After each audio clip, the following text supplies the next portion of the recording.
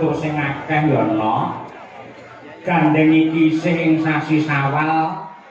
Wis sak mestine lamun to aku kelawan kowe lan kabeh para kadang-kadang Madangkara ngaturake sugeng riyadi lan nyuwun lumunturing pangeksami dumateng wabil khusus keluarga ageng almarhumah Ibu Minah sumrambahe kabeh para kadang-kadang para dulur-dulur para bala-bala munggahe para sepuh adisepuh kiai alim ulama ingkang lenggah ana ing wewengkon Ponorogo. Ngono ya, Mas. Kaya ngono. Iya. Ora liwat ngestokake dawuhe biyung. Primalungguhan iki awake dhewe ngestokake dawuhe pepunden supaya sowan ana laladan mringin kauman Ponorogo. Ngono ya. Ngestokake dawuhe pepunden kula Bapak Mayor CPM Mujito SHMM ingkang tembulan niat kalian Ibu Sri Wahyuni saha keluarga ageng Simbah Minah. Iya. Manut dawuh sing tak tampa ana dalem kene lewayangan ora mung pisan jiki kok mak marambah makaping-kaping klebu pepunden dalang yen Mbah Gondo Buwana ya nate ngasta cempuring koneng kene. Pakmu gedhe swargi Ki Anom Hartono ya wis nate diwiji supaya nyangik limbu oneng kene pancen keluarga ageng Mbah Minah khususipun Bapak Mayor Mujito ki pancen maindhit ning wayang. Mula bengi iki panjenengane ngersakake lakon Wahyu Purba Sejati kowe aja nganti gampangake lho Nduk. Merga Pak Mujito ki piyai sing apal karo lakon. Mosok? Ora mung saiki panjenengane wiwit cilik wis kulina mirsani wayang, apal karo lakon, apal karo crita. Malah akeh paguyuban-paguyuban budaya ingkang mapan ana ing laladan Banjarmasin sing dilenggahi kono sing dipandhegani karo Pak Mujito. Iya kok. Nadyanto Ripalungguhan iki panjenengane bertugas sebagai polisi militer TNI Angkatan Darat ning Jakarta Pusat. Ning uga aktif ning organisasi maupun kemasyarakatan. Buktine panjenengane dipercaya sebagai ketua Pengprov Perbosi Kalimantan Selatan, penasihat Pengprov Panahan Tradisional Kalsel, dan wakil ketua Pengprov Barongsai Kalimantan Selatan, lalu ketua Kerukunan Keluarga Jawa Timur ing Kalimantan Selatan, pembina paguyuban Pawarga ing Kalimantan Selatan dan juga pembina Riok Pawargo ing Kalimantan Selatan. Oh kaya ngono tegese pancen Pak Mujito ki piyai sing budaya ya Mak. Temenanan. Mula lemayang sing ati-ati sing teliti. Panjenengane iki wasis, panjenengane pinter karo lakon lan manut dawuh sing tak tampa sakurunge ngasta dadi TNI, panjenengan iki jane cita-citane ya pengin dadi dalang. Mosok Pak Mujito iki mau sore kepareng-pareng dawuh. Ngoten Mas Sahyo kula jane riyen pengin dadi dalang, kula lakon niku apa? Ning kula yen kon untuk gamelan mboten iso. Mongko sing jenenge dalang niku kudu ngerti kali gamelan. Lah elek kula nutuk gamelan niku mboten iso. Batinku timbang nutuk gamelan luwih becik nutuk sinden. Kuwi abot sanggane malah kaya ngono kuwi. Ning malah panjenengan ngasta dadi polisi militer TNI Angkatan Darat malah becik malah apik kok. Iya, luar biasa itu. Banjur panjenengane kagungan kersa apa? Tasakuran pernikahan sing dipalakramakake ya kuwi putra saking Bapak Mayor CPM Mujito SHMM kaliyan Ibu Sri Wahyuni ya kuwi ngantarane Raka Mas Bagus Bribda Arbi Yuda Pradana ingkang palakrama kaliyan Mbak Yu Roro Nindyaridi Astuti SPD. Akad nikah wis ditindakake nalika 2 Februari 2020 ana ing Banjarmasin. Resepsi tanggal 9 Februari 2025 ing Banjarmasin. Nah, tasakuran kanthi pagelaran wayang kulit iki digelar ning dalem Bringin, yektine kaya sing didhawuhake nalika sore. Ini dipersembahkan kagem Eyang Minah karena pada waktu resepsi pernikahan panjenengan itu tidak memungkinkan untuk rawuh. Nah, wayangan sing digelar bengi iki pancen dipersembahake dening Bapak Mujito marang Mbah Minah ning kodrate Pangeran siji kersane Gusti beda. Nalika wingi ana ing sasi Ramadan wingi Mbah Minah wis ditimbali sowan ditresnani ana ngarsane Gusti ingkang nyipta jagat kudu seda luwih dhisik. Monggo wayangan iki kagem Mbah Minah. Lah iya to. Monggo adate piyayan sripan ngono kuwi mesti wayangane ditunda utawa dibatalake.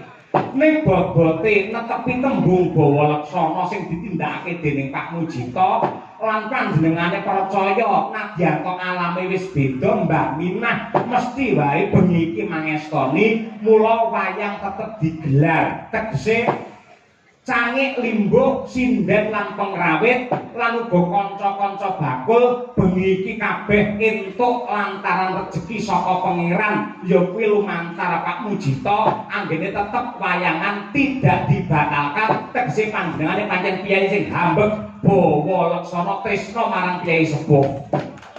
Oh ngono ya. Kaya ngono kuwi sing apik kaya ngono kuwi sing becik. Monggo iki ora nganti petang buluhe Mbah Minah. Mula tak suwun monggo sedaya para lenggah kula dherekaken ngeningaken cipta sawetawis nyambung raos kalian Gusti ingkang Maha Kuwaos anut kalian kapitayanipun piyambak-piyambak dene ingkang agama Islam. Monggo kula dherekaken kirim donga dumateng almarhumah Ibu Minah, mugi-mugi pinaringan tentrem ayem jenjem permanem mulya wonten ing swarga kagem Eyang Minah. Al-Fatihah.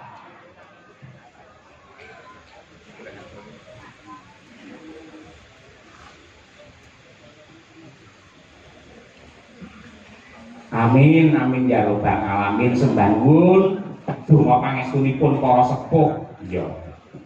Matur nuwun ya Mak karo keluarga besar Simbah Minah sing kepareng nimbali karo awake dhewe satemah iso silaturahim kangen-kangenan karo Sutrisna Budaya ing Kaladan Ponorogo. Matur nuwun. Lan ugi ngaturaken salam hormat ingkang kepareng monitor lumantar streaming nggih punden kula ingkang pinantu kakurmatan Bapak Legend TNI Purnawirawan Bapak Dodi Wijanarko. Iya, aku wis nuwun pangestu nalika sore mau lumantar WA. Ugi salam hormat kagem WS dan Puspomat Bapak Mejen TNI Eka Wijaya SH beserta jajaran polisi militer se-Indonesia. Ugi salam hormat dumateng paguyuban Pawaga Banjarmasin ingkang insyaallah kepareng rawuh rene sing ora rawuh kepareng mobar ning Banjarmasin.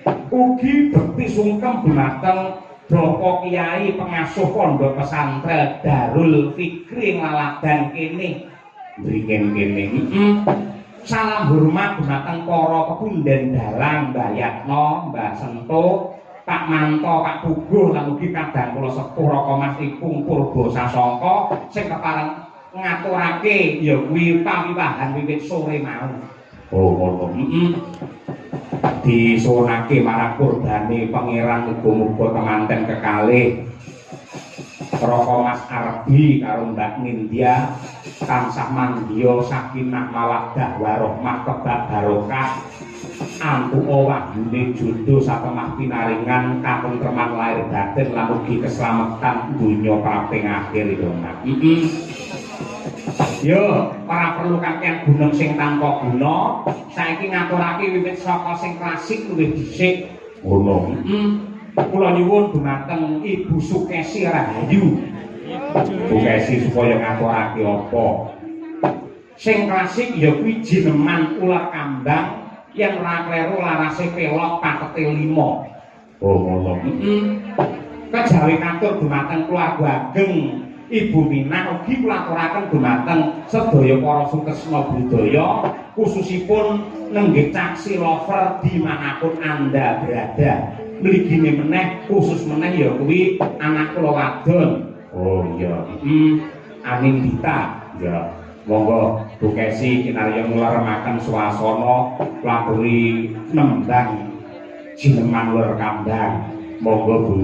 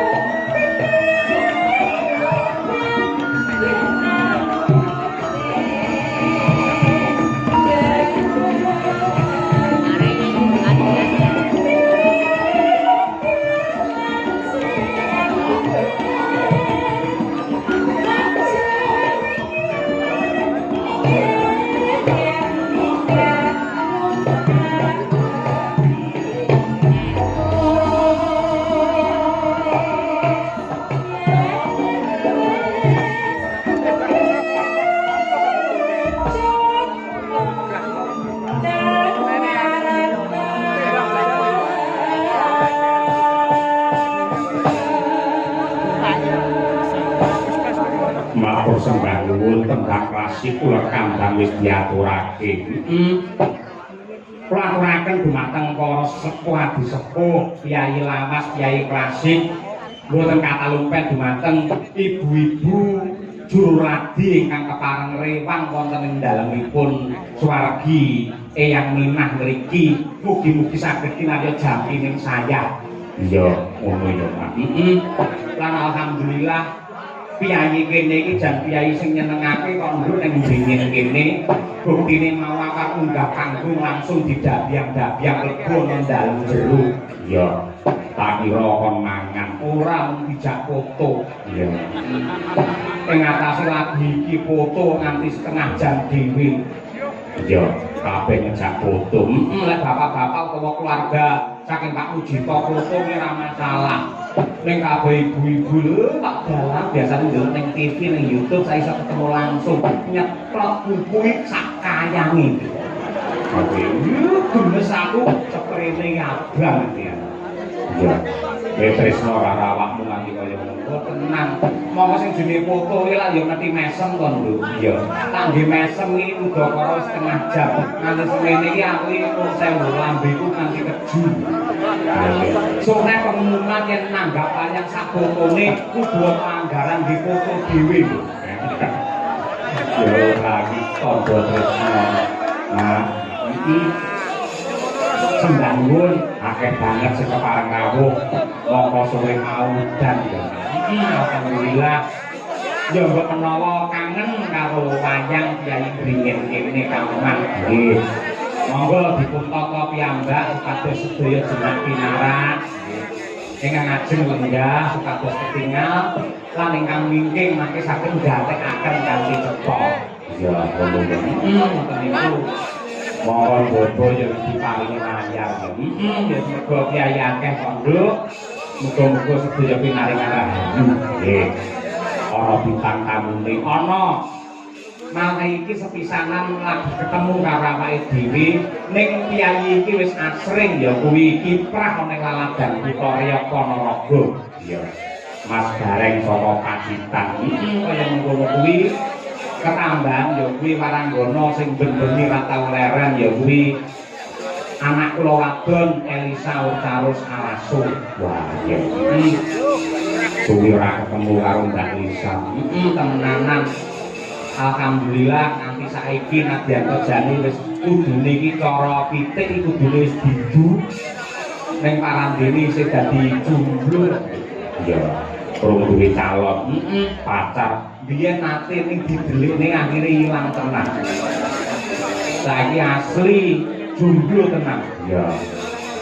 Wis muga-muga awet dadi jomblo. Mergo tak ramal Mbak Elisa iki nganti kesusu rabi wis kok langsung ora payu wis. Jomblo. Mula sumpah Mbak Elisa sakjroning batin kowe iki janjiya kowe prasetya. Sakjenge urip aku dadi sinden dadi bintang tamu ora bakal kenggo karo wong lanang ora bakal rabi karo wong lanang kejaba milih dalange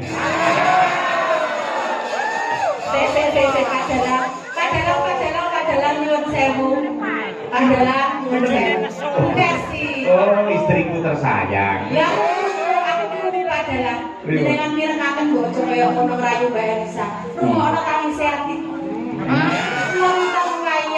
neng buri kelir cakep Pak Cahyo sayang cintaku padamu tak pernah berakhir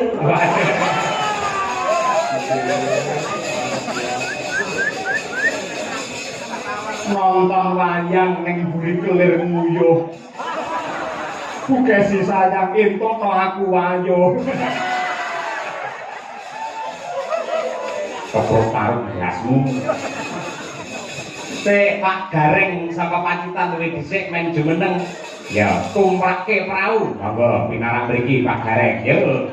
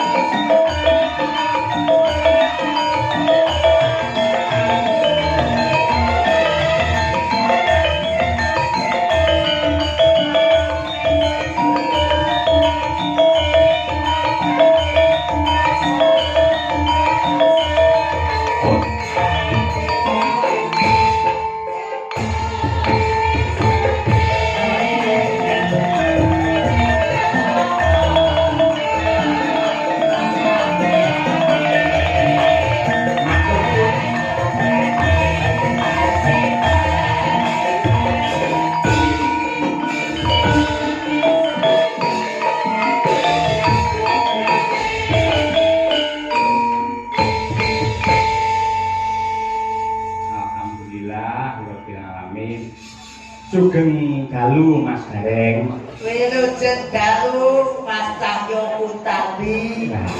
Mas Sange Mbok Limbo. Nggih. Derek dadi ajar. Nembe sepindah Mas nggih. Alhamdulillah muga-muga pinaringan wilujeng slamet wonten alangan setunggal menapa. Amin ya rabbal alamin. Penonton kaya ngene mbane lho Mas. Pripun? Padahal niku wau jawahe nggih kados ngaten. Nggih. Ning kok nggih kok jan penonton tengene dingin niku kok nggih tetep kathah sanget. Awit niki nuwun sewu Mas Cahyo. Pripun? Mbok bilih kula niki lek dalu menika mboten tanggapan. Dalu menika sanes nek ngendikane jenengan bintang tamu. Kula niku lek teng Ponorogo namung derek dolan badhe sungkem panjenenganipun Rama Mujita. Niku Intinipun badhe sungkem. nggih badhe sowan sungkem karo badan. Sing sepisan kula badan kalih ingkang Hamengkugati, ingkang angka kalih menika badan dulur-dulur kula sing tenggene mriki. Nggih. Wow, kok pamane kula ki ditanggap lho Mas, esuk nanggap kula. Awan nanggap kula, bengi kula lagi pun boten tanggapan kowe. Lah napa? Lah nek namung derek ketut buri jenengan nonton wayang naik kula celonteni namung wonten. Panjenengan asring tindak wonten ing Ponorogo menika tegesipun dipun tresnani kalih Kyai Ponorogo. Mas Cahyo menika Kula nggih iso nonton teng YouTube. Jenengan niku ndereke Mas Buritno, nggih ndereke Mas Ipung Purbasasongko, Mbah Yatno. Mesti nggih duete kalih Mbak Elisa. Jenengan teng YouTube ngadeg berdua kalih Mbak Elisa, wah luar biasa. Mbak Elisa jan kaya Batari Kumaratih, jenengan kaya Komodo. kula ki senes komodo Mas Cahyo. Lah napa? Kadal. Oh, menungso nggih pun sewu Mas Cahyo. Bali basane kula dalam panjenengan teng mriki nuwun sewu priyayi Ponorogo niku priyayi ingkang mebak ingkang mulya, seneng budaya, seneng nanggap wayang. Nggih. Pangkat paribasane dadi wisatane, nanggap wayang tuntunan dadi camilane. Niku lho. Kowe maindhen kalih wayang nggih. Nggih, kula Pak Mujita nuwun sewu ora ndudohne pangkate. Boten ndudohne derajate, boten ndudohne donya panduwene, ning Pak Mujita niku sami kalih kula. Samine nggih napa njaluk ngajak-ngajake Pak Mujita. Pak Mujita ki najan seorang perwira. Nggih. Nuwun sewu biasane niku lho pun gadah embel-embel niku dugi putih-putih niku mari napa niku sing teng mriki bel-belan niku dibeto mantuk. Oh nggih. Beto kondur nang desa. Nek Pak Mujita boten kaya aku Mas. Teko dok ki najan kula nggih gareng kadang-kala dagel. Nggih. Aku budal ki yo celana nandeg nganggo sandal jepit lambi kula elek ngoten. Kok bublek Pak Mujita ngomong monggo Mas, wajane terlinting dihindari. Ya wong jenengan kan nggih apa-apa niku dinomersatukan Mas Cahyo. Nuwun sewu ngendikane jenengan foto mawon ngantos setengah jam. Nggih. Dukesi setengah jam. Menika di kula sing saking kulung setengah jam. Sedaya Widyawati setengah jam padha foto. Jenengan nggih foto. Oh, sak jam foto Mas. Setengah jam lah kula malah sak jam. Ing bar wonten plengos wonten langsung dihapus. Lah sebabnya lah kebanggaan kok iso foto kali bareng. Walah memori wis bah Mas ngerti rai putih iki memorine langsung full Mas. Mawon niku pas kula badhe foto mlebet mriku, enten bayi sik cilik ngoten niku nangis wer-wer bareng kula jak foto alhamdulillah langsung meneng Mas bareng. Wah, sari kali kula Mas Iwo. Ya nggih kali bayi. Lho, kok mulai bayi foto jepret nangis. Nggih. Terus napa niku lari putri-putri cantik, tetep kula seneng. Bareng to wong meteng Mas. Foto jebret ngoten plengos ngono, amit-amit jagang bayi. Pokoknya kula jenengan ki diampun sia-sia. Mboten. Wah, nggih. Alhamdulillah saestu Mas. Saged sowan dherek panjenengan Mas Cahyo Muntadi, seorang dalang dan seorang dosen, seorang presiden dan juga seorang dosen ingkang dados tulah ukuring kula anggen kula ngudi kawruh tenggene budaya Jawa Mas. Muga-muga ora keluwihan ora kekurangan. Amin ya. Tata cara anggah hukum etika dan estetika niku kula tut pingin panjenengan clear wonten pundi kemawon Mas Cahyo. Nggih. Menika dalam rangka tasyakuran pernikahan pun prisa mantenipun sinten? Patene kula lali lho Mas, asmane lali kula bukan kula iki bapak kula tani, mbok kula nggih tani, kula dhewe namung sing derajate dhuwur. Kula mboten sombong. Ya derajate dhuwur. Pak Mujito, Mas Manten itu sarjana hukum. Lho, kula nggih SPD lho Mas. Wah, sarjana pendidikan. Sumpek perkara duwe. Ya ampun ngoten. Wong nggih Pak. Kemanten kakung menika Raka Mas Brigda Arbi Yuda Pradana kalian Mbak Yuroro Nindi Ridi Astuti SPD. Wah, iki nuwun sewu Mas Cahyo. Najan kula umah-umah ping kepara 20 taun yen badhe ngomongi badhe ngapa niku nuturi niku pun paribasane mulyai segara. Namun derek dedonga kula mawon ikhlas lillahi taala saking kretek ati kula dongake dulur kula lanang dulur kula wedok anggenipun bangun baliwisma. Muga-muga dados keluarga ingkang sakinah mawaddah warahmah. Amin. Pikantuk wahyu kang tinemu, pikantuk wahyu jodoh ngarsanipun Gusti Kang Maha kagum ukea rezeki panjang yuswa. Amin. Kula pitados menawi donga panjenengan menika gedhe dayane tulya mandi. Wong nyatanipun jenengan nggih anggenipun bebrayan langgih dipun paringi guyub rukun mawon to. Nggih to Mas. Wong guyub rukun alhamdulillah kok jenenge paugerane wong tuwa Mas nuwun sewu. Bapake ayu kaya apa iki tetep bojomu. Cantik kaya apa ngendikane jenengan tetep bojomu. Lah kula kan nggih to mboten. Dolan tenggene mall Madiun. Pripun? Lah mriku niku panggih artis kondang cantik. Nggih. Kula plantuk muling jebul Mas. Ayu bojone jenengan. Ayu kono Mas. Lho. Nuwun sewu marang agama niku sampun paring piwulang. Nadyanto wong wadon ayu digelar teng jagat, piye carane awake dhewe tetep menganggep lamun kok bojo ki sing ayu dhewe ngono lho. Lah sajane kok nggih ngoten iki nek masalah kesetiaan nuwun sewu lho. Wong jenengan ngendikan mawon badhe remen kali Mbak Elisa nuwun sewu. Mbak Kesi pun ngendikan kowe iki bojomu nek nggih kalah romantis kalih kula Mas. Kok iso? Kula nuwun sewu bojomu ki ning ndi tak gandeng. Jan ketok rukun teman-teman. Ketok mesra. Ponorogo tak gandeng. Sak pundi melih? Tak teng Madiun kula gandeng. Tenggene Surabaya kula gandeng. Mlebu tenggene mall sebelah iku kula gandeng. Mesra banget nggih. Mergo lek boten kula gandeng yen jupuke napa-napa. Oh, padahal niki kula iki nyambut gawe. Lho sampeyan kudune ya tanggung jawab. Seorang laki-laki apa sing dikersakne bojo ya dipinangkani men sampeyan duwe kawibawan ngono kuwi. Nggih kula pinangkani. Kula pinangkani lho niku kula pinangkani saestu Mas. Kula jupuk ning ngoten, bari tenggene kasir kula balekne melih. Lho, lah terus mulai ora nggo apa-apa. Lah yo sabar. Kula kan nggih mboten sabar trimo karo pawehe sing wong lanang. Kula kan nggih mboten sami-kali putranipun panjenenganipun Pak Mujito. Pokoke yo jenenge awake dhewe najan wis pangkate dhuwur lho Mbak yo, Dik. Awake dhewe kudu nrimo apa sing dadi pawehe Gusti. Nggih mboten. Dawuh leres nggih. Lah niki mumpung Mbak Elisa sampun jeneng pinarak wonten mriki dasaripun sampun sawetawis dangu mboten pinanggih. Leres Mas. Jenengan kajenge dipun kancani Mbak Lisa nggih. Ijih siap. Monggo jumeneng Mbak Lisa. Aja dipleroki. Monggo, yo kados madakala. Yuk.